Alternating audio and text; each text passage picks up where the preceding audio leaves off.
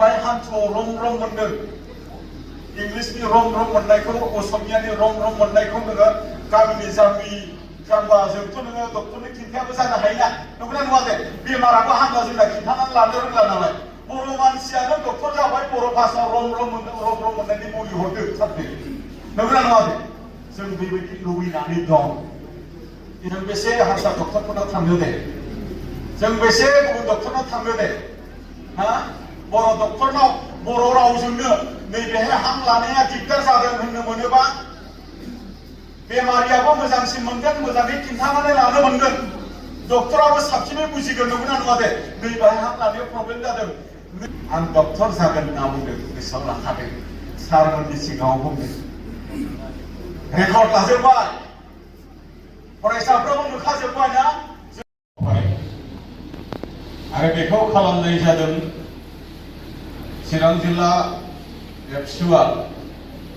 2026 मायथाइयाव SSLC आनजादाव बर' बिजोंजों उथ्रिसार जानानै सेथि मासि मोननाय फरायसाफोरनिनो गेजेराव जिल्लानि सिङाव टप 10 बासिनाय जायो आरो बांसिन नम्बर मोननायनिफ्राय लानानै जायफोर टप 10 मासि आवग्रिनो हानाय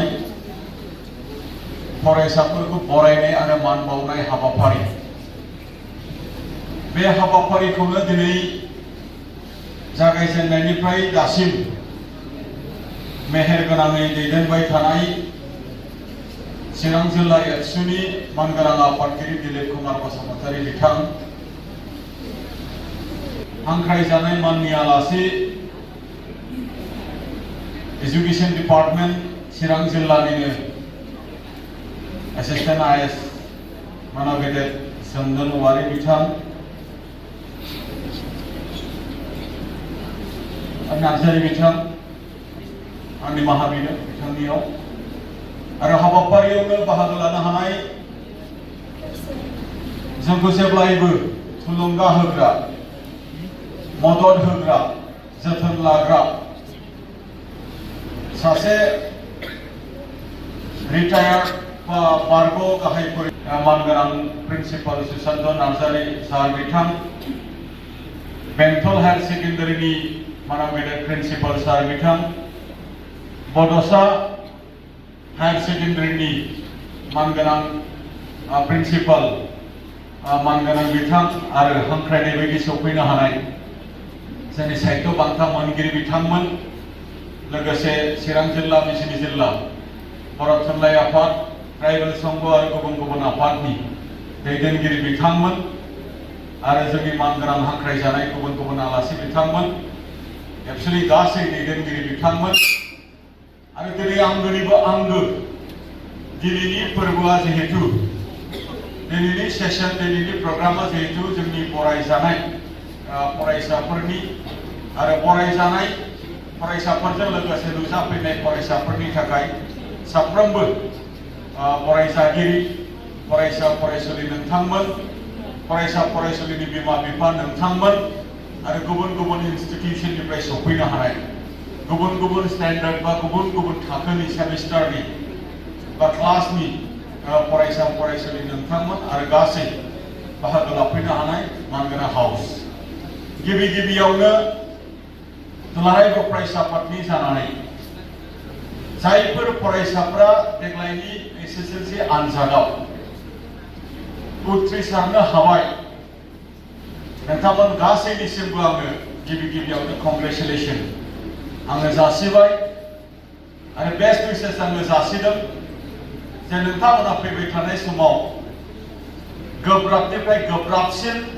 नाजानायनि गेजेरजों स्मार्टनिफ्राय स्मार्टसिन टेक्निक एप्लाइ खालामनायनि गेजेरजों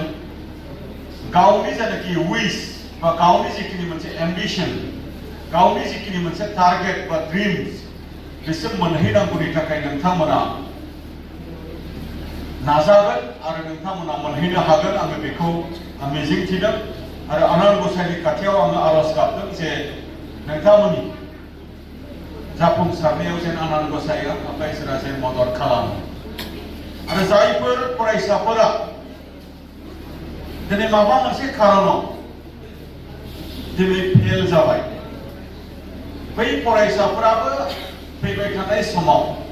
गोदानै एडमिशन लाफिननायनि गेजेरजों गोदानै गोथार गोसो आरो नांथाब नाजानायनि गेजेरजों फिन आरोबाव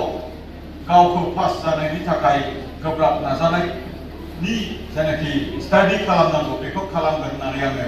मिजिंथिदों आरो आङो खावलायदों। आं गोबां बाथ्रा बुंनो सानाखै आरो दिनैनि बे बुब्लियाव गोबां जोंनि बेवहाय बाहागो लानाय मानगोनां बिथांमोना सोलोंथाइजों सोमोन्दो थानाय फ्राय 99% बा 100% होनबाबो माने गोरोन्थि गैया नैबे सारियाव जिरायनाय गासैबो प्रिन्सिपाल जोंजों लोगोआव दङ, रिटायार्ड प्रिन्सिपाल मानगोनां जोंजों लोगोआव दङ, रिटायार्ड हेडमास्टार सारमोन जोंजों दङ आरो गोबां रिटायार्ड माने फोरोंगिरिफोर आरो कारेन्ट माखासे सोलिबाय थानाय जोंनि फोरोंगिरिफोर बेवहाय आङो नामफोरखौ आङो लाजोबनो सानाखै। सारमोनहाबो जुदि बुंनायनि खाबुखौ मोननायमोनब्ला सारमोननि एक्सपिरियेन्स आरो सारमोननि एक्सपेक्टेशन बिथांमोनाबो फंसेब्लाबो जथेस्थ जोंनि फरायसाफोरनो वे बा माखासे सल्युशन बा माखासे एडभाइस बा माखासे इन्सपिरेशन माखासे मटिभेशन बिथांमोनाबो होनो हागौमोन। नाथाय समनि आंखाल आरो दिनै समनि आंखालनि थाखायनो नोंथांमोननि फरायसाफोरनिफ्रायबो ओरैबायदि मोजां माखासे गावनि एक्सपिरियेन्सखौ शेयार खालामदों जि एक्सपिरियेन्सखौ लानानै आरोबाव जाखांबोनाय फरायसाफ्रा गावनि जिउ दानायाव एप्लाइ खालामनो हागोन।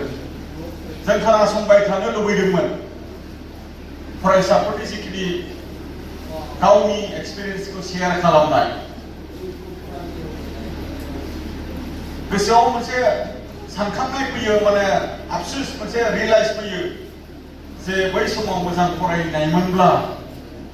दिनैनि फरायजानो मोननाय फरायसाफोरा जेरैबायदि नाजादों बेबायदि नाजानायमोनब्ला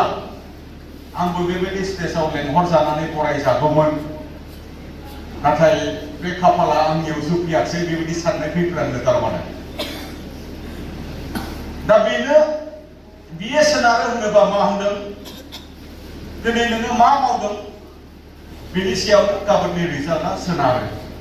नङा होनबा? दिनै नोङो मा मावदों बियो गाबोननि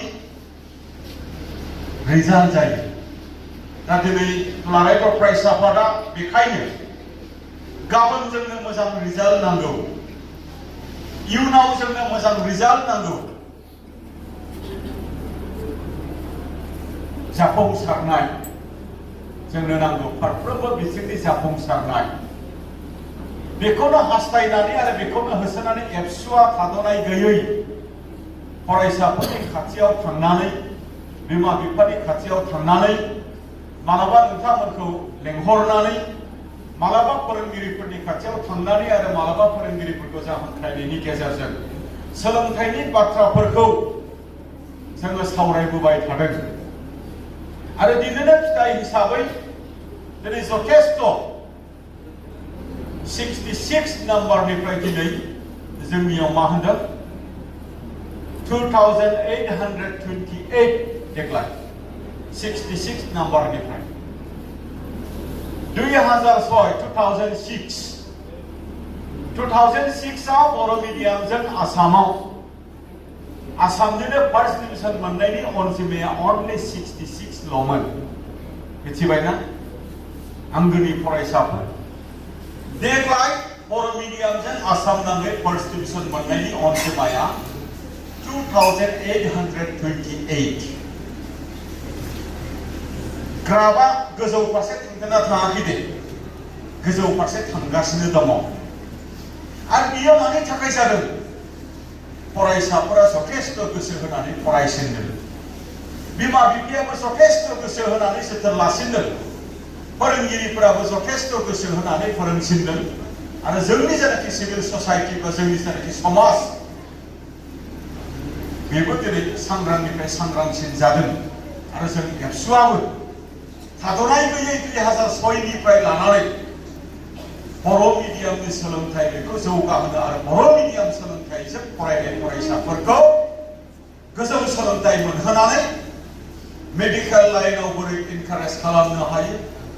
इन्जिनियारिं लाइनाव बोरै जों इनकारेज खालामनो हायो, मेनेजमेन्ट लाइनाव जों बोरै इनकारेज खालामनो हायो, ल मेकार्स जों बोरै मोननो हायो,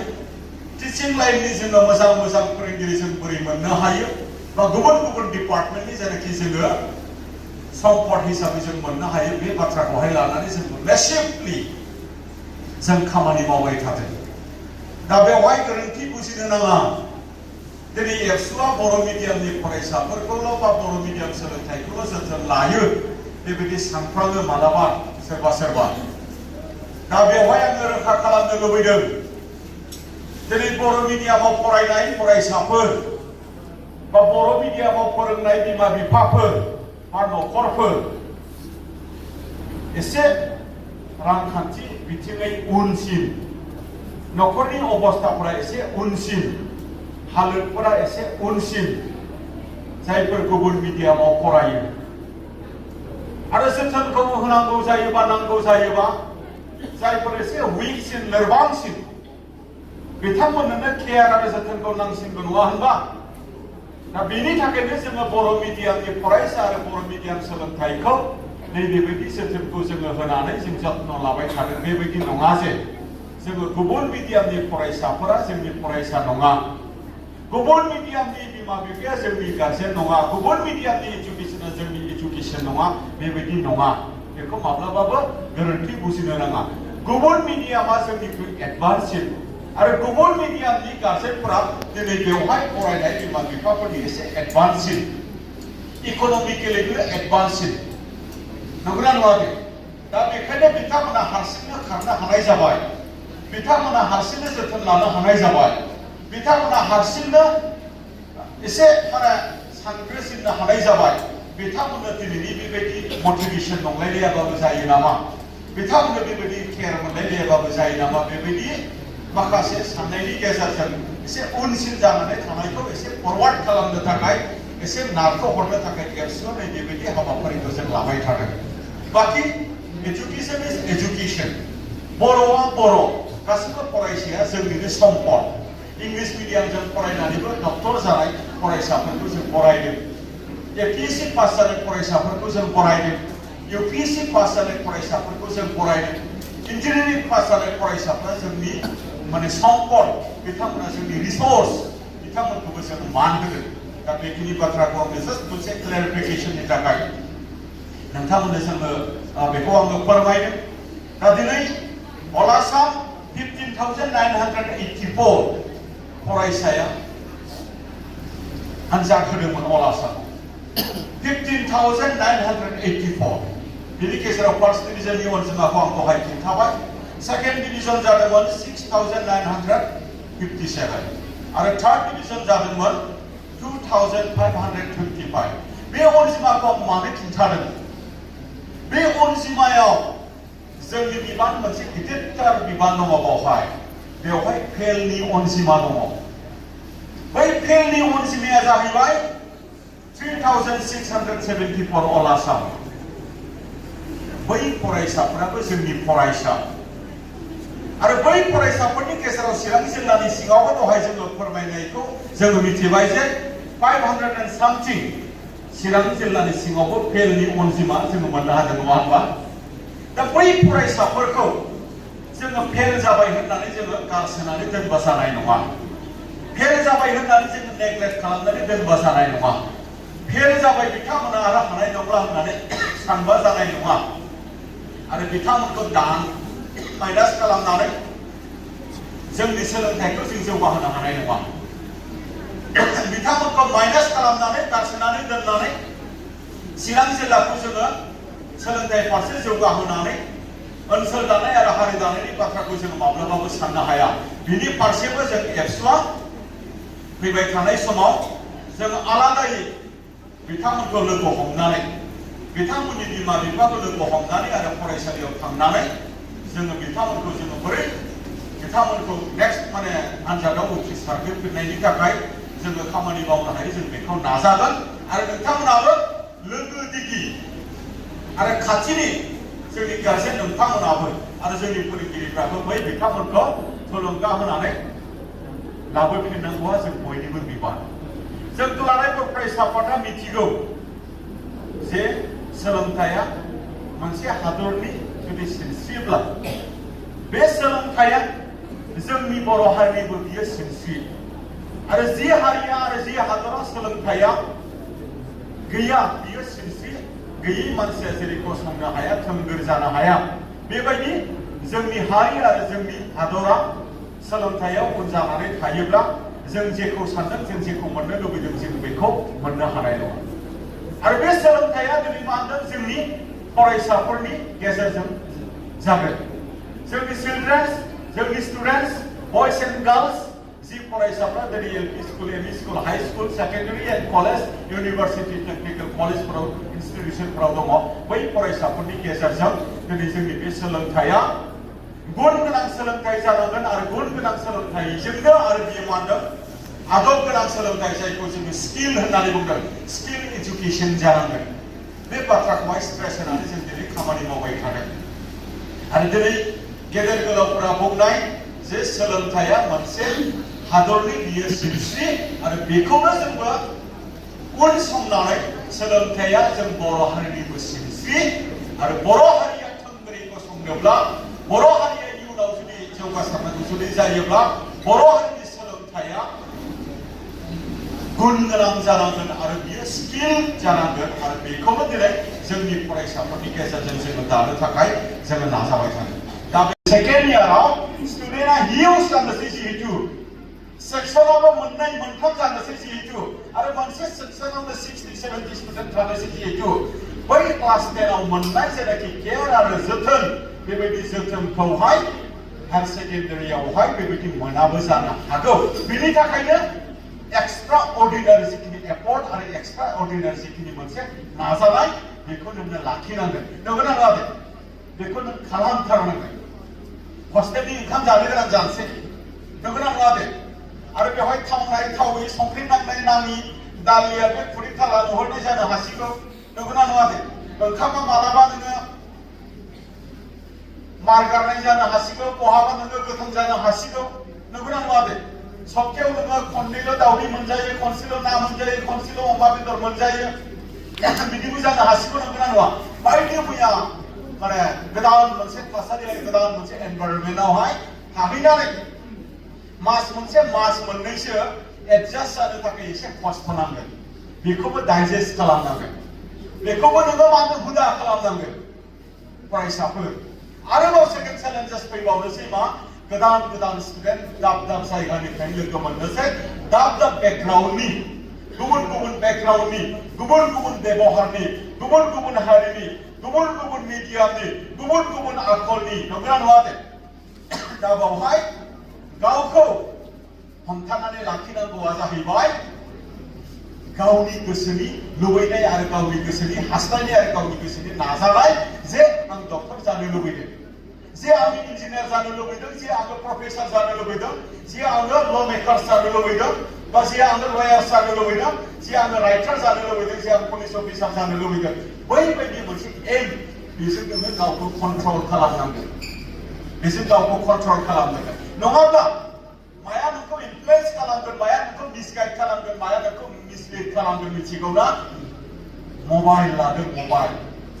1.5 लाख थाखानि आइफन मबाइल बेखौ नुनानै नोंबो सानगोन